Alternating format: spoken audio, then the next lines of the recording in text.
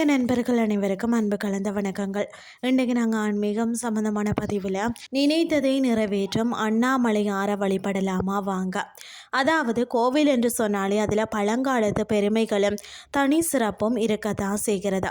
அந்த வகையில் தான் பெருமை மிக்க கோவில்களில் ஒன்றான திருவண்ணாமலை அண்ணாமலையார் கோவிலை பற்றி நாம் இன்றைக்கு பார்க்கலாம். அண்ணாமலையார் கோவில் மிகவும் பழமையானது. பல புராணங்கள் மற்றது இதிகாசங்களில் இந்த கோவில் குறிப்பிடப்பட்டுள்ளது. இந்த கோயிலின் பல கல்வெட்டுகள் பழமை மற்றும் சிறப்பு விளக்குகிறது. அதாவது பல்லவர், சோழர், பாண்டியன் இந்த மாதிரி பல அரசர்கள் பார்த்திங்கன்னா இந்த கோயிலுக்கு அளித்த தானங்கள் குறிப்பிடத்தக்கவையா.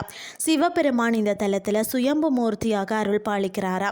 இங்கு லிங்கமே மலையாக இருப்பதால் தான் திருவண்ணாமலை மிகவும் சிறப்பு மிக்க மலையாகுமா.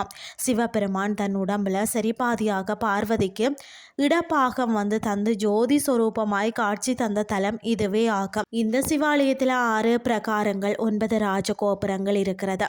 இங்கு 142 சந்நிதிகளும் 22 பிள்ளையார்களும் 306 மண்டபங்கள் 1000 தூண்கள் கொண்ட ஒரு 1000 கால் மண்டபமும் அதன் அருகில் பார்த்தீங்கன்னா பாதாள லிங்கம், 43 செப்பு சிலைகள், கல்யாண மண்டபம், அண்ணாமலையார் பாத மண்டபம் ஆகியவை மிக சிறப்பாக அமைந்துள்ளது. சிவனின் தேவார பாடல் பெற்ற 274 சிவாலயங்களில் இந்த கோயில் 233வது தேவார தலமாகவும் காணப்படுகிறது. திருமால் பிரம்மன் இருவருக்கும் சிவன் கார்த்திகை மாத கிருத்திகை நட்சத்திரத்தில் தான் அக்னி வடிவமாக காட்சி தந்தாராம். இந்த நாள்லேயே தீப திருநாள் கொண்டாடப்படுகிறது.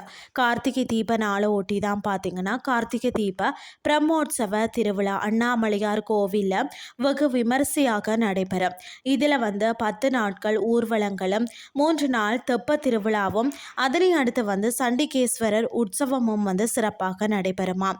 அதாவது மாதம் தோறும் வரும் பௌர்ணமி தினத்தில் மலையை சுற்றி கிரிவலம் செல்லுதல் திருவண்ணாமலையில் மிகவும் சிறப்பம்சமாக இருக்கிறதா. சித்ரா பௌர்ணமி அன்று கிரிவலம் செல்வது இந்த கோயிலின் விசேஷமாகும்.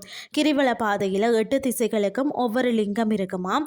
இந்திரலிங்கம், அக்கினிலிங்கம், யமலிங்கம், நிருதிலிங்கம், வருணலிங்கம், மற்றது வாயுலிங்கம், குபேரலிங்கம், ஈசானலிங்கம் ஆகியவையாக காணப்படுகிறது. இந்த மலையை கீழ் திசையில் இருந்து பார்த்தால் ஒன்றாக தெரியுமா. இது ஏகத்தை குறிக்கும் மலை. சுற்றும் வழியில் 2ஆக தெரியுமா. அதாவது இது அர்த்தநாதீஸ்வரரை குறிக்கும். மலையின் பின்னால மேற்கு திசையில் பார்த்தால் 3ஆக தெரியுமா. இது மும்மூர்த்திகளை குறிக்கிறதா. மலை சுற்றி முடிக்கும் போது பார்த்தீங்கன்னா 5 முகங்கள் காணப்படும். இது சிவபெருமானின் திருமுகங்களை குறிக்கிறதா. திருவிழாக்களை பொறுத்த வரைக்கும் பார்த்தீங்கன்னா கார்த்திகை மாத பிரம்மோற்சவம், மாசி மகா சிவராத்திரி, மற்றது சுவாமி ஊஞ்சல் ஆடக்கூடிய உற்சவம், பங்குனி உத்திரம், திருக்கல்யாண உற்சவம் இதெல்லாம் இந்த தலத்தில் கொண்டாடப்படுகிறது. பிரார்த்தனைகளை பொறுத்த வரைக்கும் திருமணம், குழந்தை பாக்கியம், வியாபாரம் விருத்தி அடைய, உத்தியோக உயர்வு, வேலை வாய்ப்பு, சுய தொழில் வாய்ப்பு வேண்டுவோர் மற்றது அனைத்து விதமான வேண்டுதல்களும் நிறைவேற இந்த தலத்தை சிவனிடம் பிரார்த்தனை செய்கின்றனர். இன்றைய ஆன்மீகம் சார்ந்த பதிவு உங்களுக்கு பிரயோசனமாக அமைஞ்சிருக்கும்னு சொல்லி நான் நம்புகிறேன். இதே மாதிரி மற்றொரு ஆன்மீகம் சார்ந்த பதிவோடு உங்களை சந்திக்கிறேன். நன்றி.